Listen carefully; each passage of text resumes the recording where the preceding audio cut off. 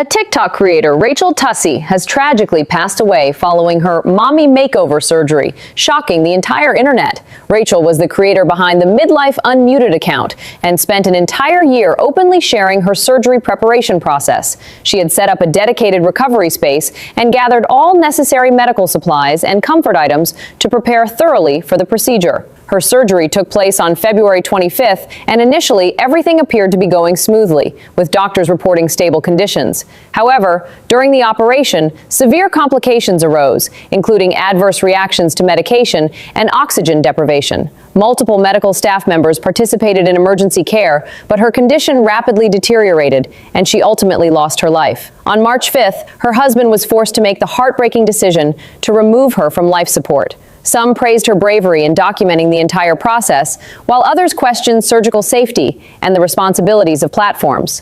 The tragedy has also sparked reflection on the pressures of overexposing creators' personal lives on social media. Rachel's story serves as a reminder that the pursuit of beauty must never come at the expense of safety and awareness of risk. I'm suing the medical team. My wife's death was not an accident.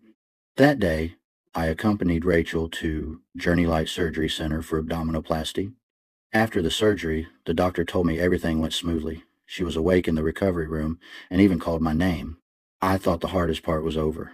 But shortly after, the nurses gave her 2 strong painkillers, fentanyl and Delondromat. Then I realized something was wrong. Her face suddenly turned pale and she became unresponsive. I kept calling for help, saying something was wrong, but the response was unbelievably slow. She was later taken to TriHealth Bethesda North Hospital. The doctors told me that her brain had suffered irreversible damage due to oxygen deprivation for more than 6 minutes. I'm just a construction worker, but I know this shouldn't have happened. A person who was conscious became brain dead in minutes. This isn't fate, it's serious medical negligence. I can't let this go. I will pursue this to the end. Someone must be held accountable for her passing. Hello. I've been spending a lot of time on social media lately, and I keep seeing more and more tummy talk content, not just the before and after, but also regret stories, re-experience, and honest post-surgery updates.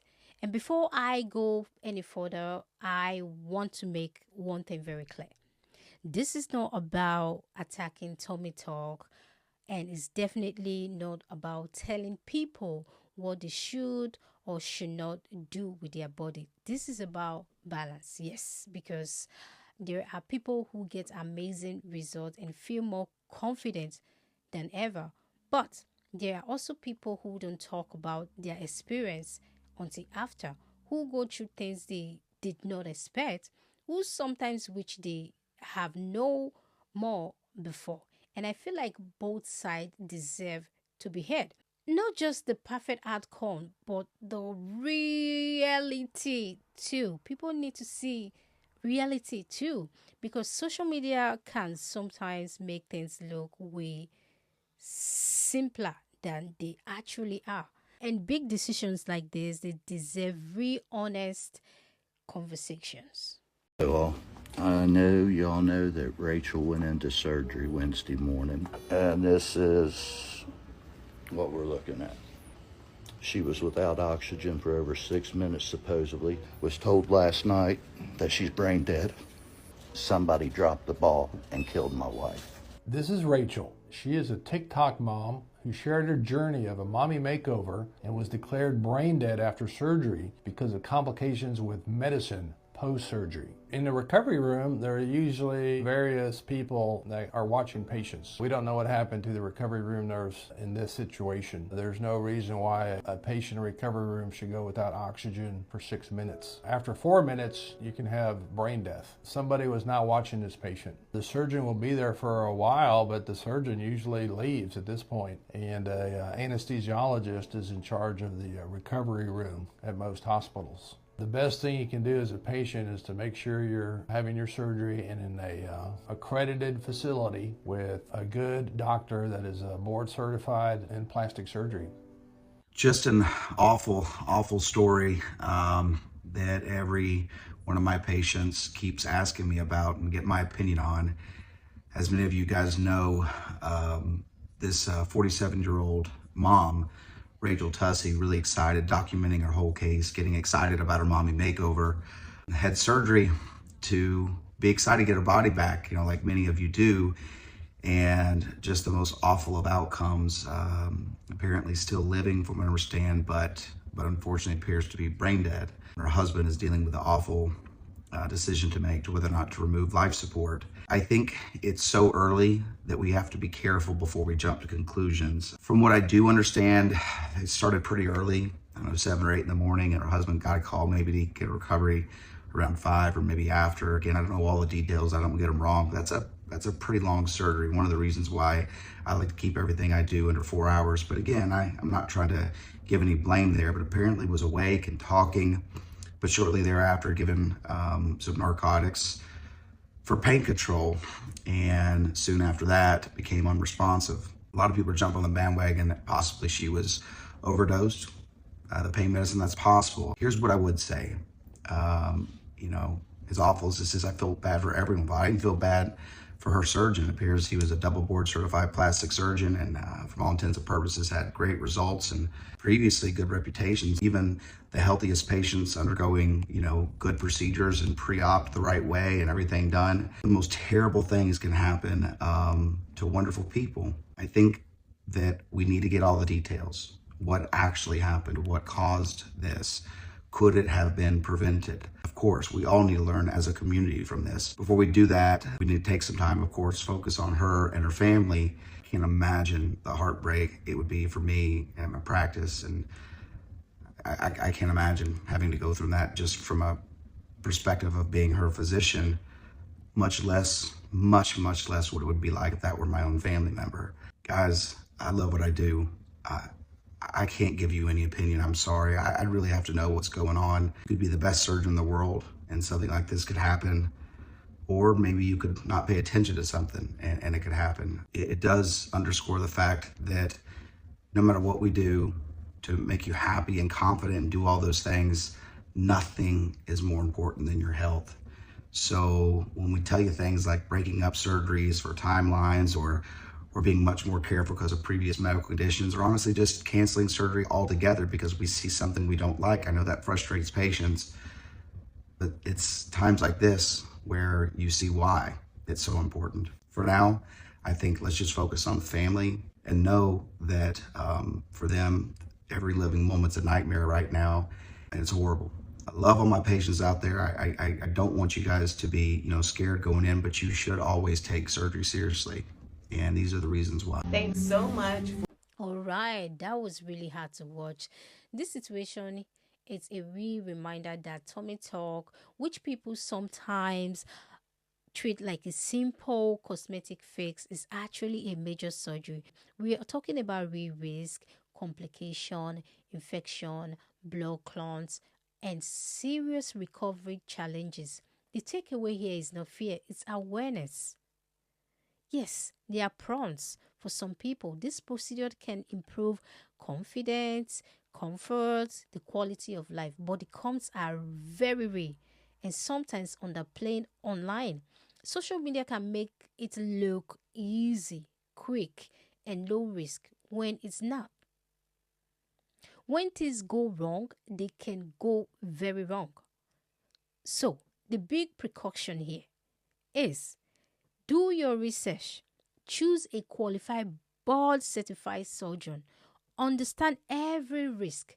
Do not rush into it because of pressure or trend. At the end of the day, this is not just cosmetic. This is real surgery with real consequences. So do your research. What are the complications during and after a tummy tuck? So during a tummy tuck, a full tummy tuck, we're repairing the muscle all the way from the girlfriend all the way up to the breastplate. You're asleep, so there's associated risks with aspiration or related to anesthesia. But as far as the surgery, there are risks such as a blood clot being formed while you're going to sleep. So that's something that's going to give you a problem later. Then there's a typical bleeding that can occur, but very uncommon. You can puncture something, that's also uncommon. But after surgery is where it is really, really important to be totally focused on preventing blood clots. And so that's knowing the signs and symptoms of blood clots before surgery, so everyone in your social circle can help you improve and protect yourself. It's your favorite nurse, Siobhan, owner of Iconic Skin and Body Aesthetics. There are some complications that you can experience after a tummy tuck, and they include infection, scarring, blood clots, hematoma, which is bleeding, seroma, which is an accumulation of fluid, fat necrosis, which is death of fatty tissue. You can also experience numbness or changes in sensation in that area. You can experience asymmetry and also partial wound opening. And these are just to name a few. Talk about complications and things that you should know if you're considering getting a tummy tuck, and just to be aware of it. None of this is to scare you. You should all be aware of this before getting the surgery, and also the people that are going through it, don't feel alone because these are normal complications. The first of which, and I think the most common, is seromas, which is just like that extra fluid build up around your incision. That's why you have drains, is to get some of that fluid out, but seromas can happen. Obviously, your surgeon is going to take care of that, but yes, I do feel it sets back healing just a little bit in that initial phase.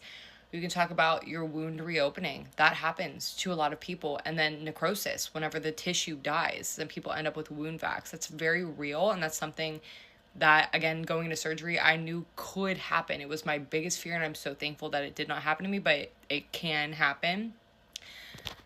Dog ears, you've seen it everywhere. That is not on the surgeon, that is not on you. Sometimes you just have that little bit of extra skin hanging over your incision, and that's what a dog ear is. It's usually an in-office fix. Your surgeon can fix that, and as can your surgeon manage and fix all of these things. But again, I think it's just frustrating in your healing journey because you just want to be healed and you just want it to go correctly the first time, and sometimes it doesn't.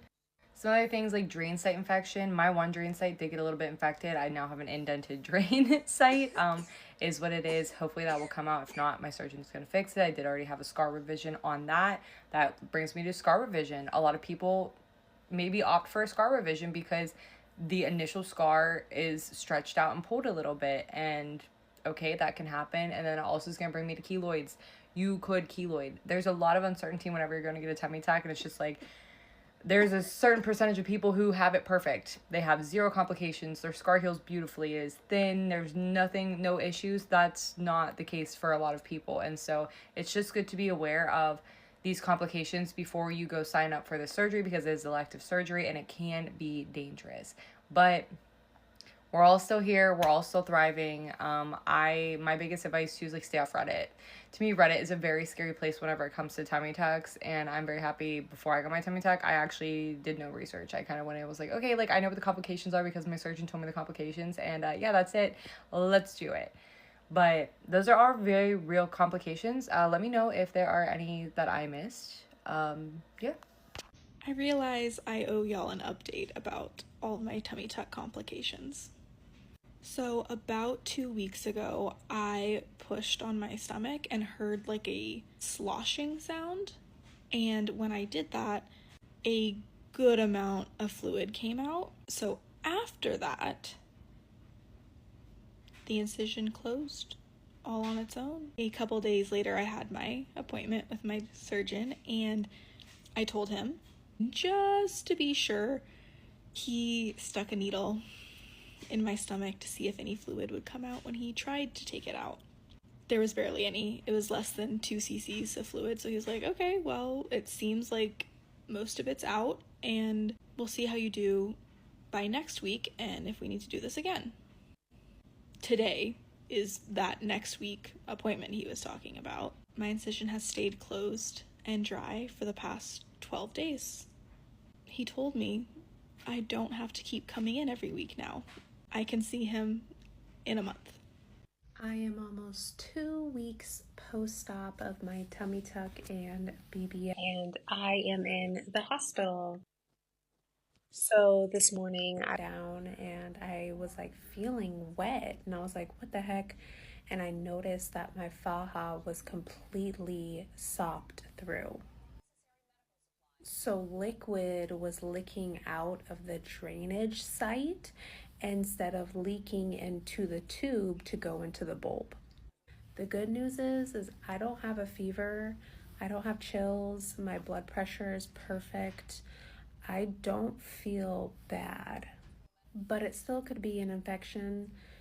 So if it is, I'm glad I'm here. I probably caught it really early, and more than likely they can just give me some antibiotics and send me on my way. I'm definitely not dehydrated. I make sure to drink anywhere between 100 to 120 ounces of water a day, and I'm eating about 100 grams of protein a day as well. The weird thing is the right side, my drain, it's been draining a lot less lately. So I'm wondering if this is just a sign that it needs to be pulled. Either way, I'm in the right place for answers, and hopefully I can get out of here quickly, or I will be discharging myself because your girls gotta do a work from home shift today. Of all days to have an issue, of course, it has to be the day that I have to work. But if I do have to end up ultimately discharging myself, I'll just come right back when I get off of work tonight.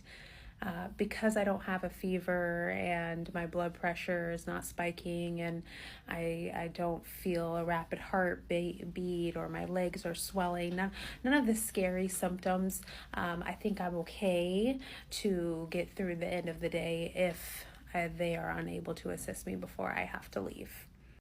I, of course, will keep everyone updated on what happens. Hello, all. I know y'all know that Rachel went into surgery Wednesday morning, and this is what we're looking at. She was without oxygen for over 6 minutes, supposedly. Was told last night that she's brain dead. Somebody dropped the ball and killed my wife. This is Rachel. She is a TikTok mom who shared her journey of a mommy makeover and was declared brain dead after surgery because of complications with medicine post-surgery. In the recovery room, there are usually various people that are watching patients. We don't know what happened to the recovery room nurse in this situation. There's no reason why a patient in a recovery room should go without oxygen for 6 minutes. After 4 minutes, you can have brain death. Somebody was not watching this patient. The surgeon will be there for a while, but the surgeon usually leaves at this point, and an anesthesiologist is in charge of the recovery room at most hospitals. The best thing you can do as a patient is to make sure you're having your surgery in a accredited facility with a good doctor that is board certified in plastic surgery. Hi.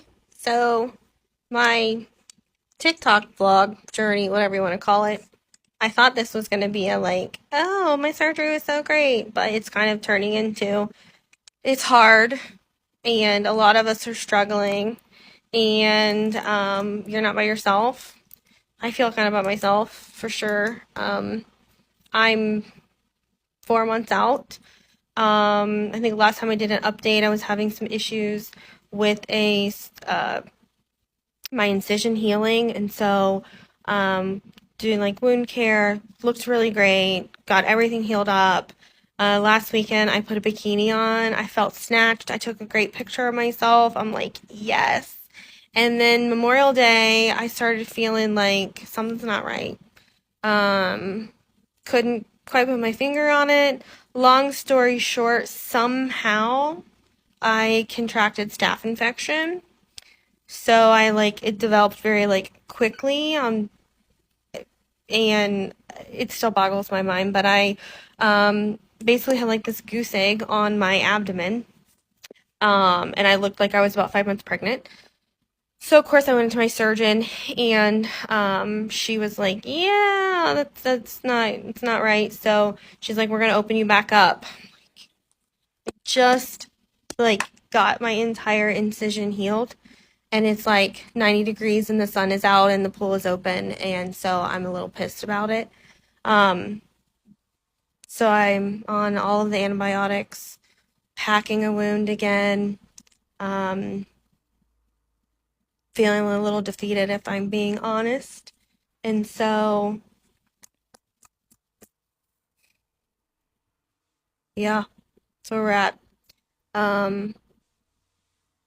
My surgeon has been really great through it. I've had a lot of bumps and hiccups and just things that have been unpreventable, and I do it all again, and I'm still okay with my scar line. She's like, if you have any issues, like, we'll fix it, it's not a big deal. So I was hoping this update I would be like, look how snatched I feel. It's been 4 months. And now I'm like, yeah, well, now I'm swollen again and opened back up. So it's hard, you guys, but hang in there. You're not by yourself. And I have to remind myself that too, which is why I get on here, because sometimes I just feel like I need people that get it. So thanks for getting it with me, I guess. But love y'all. So here I am again in my son's room. This is day 3 after my surgery. Yesterday was probably the worst of the worst. I couldn't move without my husband's help. Every time I even shifted a little bit, my stomach would spasm. And it was like a foot spasm times a million. So if you can think about how painful that would be, that's what I was feeling every time I even tried to slide off a chair. I did send him to the surgeon's office to get a prescription for a stronger painkiller. I think that helped. It also helped me get a little bit of sleep. Not a lot, because I am trying to stay on top of everything. Pain medication and also the antibiotic. But it helped enough that I was able to close my eyes. Today is a little bit better. My stomach isn't spasming every time I move, which is a huge improvement. I'm not saying it's perfect. It's still a process to get up and down in a chair, to kind of move anywhere, even in the room. But I did get out of the room a little bit. I'm using my son's desk chair as kind of a walker to support me. And I am trying to walk around the house a little bit, because being reclined all the time is giving me really bad heartburn, because obviously, like, I'm eating so that I don't get nauseous from the pain medication or the antibiotic, but at the same time the food has nowhere to go because I'm always basically laying down. So today I think is the day that I need to start kind of turning things around, try to get moving a little bit more, try to get my body working properly a little bit more. Not a lot, I'm not going to push it, but a tiny bit. So that's it. That's my check-in. Clearly still not able to shower, so I'll just keep that hair back in a headband. And hopefully by Monday, I'll have at least 3 of the 4 drains out. And hopefully by tomorrow, I'll be walking even a little bit more. And, you know, getting closer to being able to straighten up a little bit. All right, that's it for this video. This story is honestly really sad, and it's a reminder that things we see online don't always show the full reality. If you're ever thinking making big changes to your body, please take your time, do your research, and make sure you are doing it for you. My thoughts go out to our family and everyone affected by this. And if you find this video helpful, don't forget to like and subscribe and share. My name is Joy. Take care of yourself, and I will see you in my next one. Bye.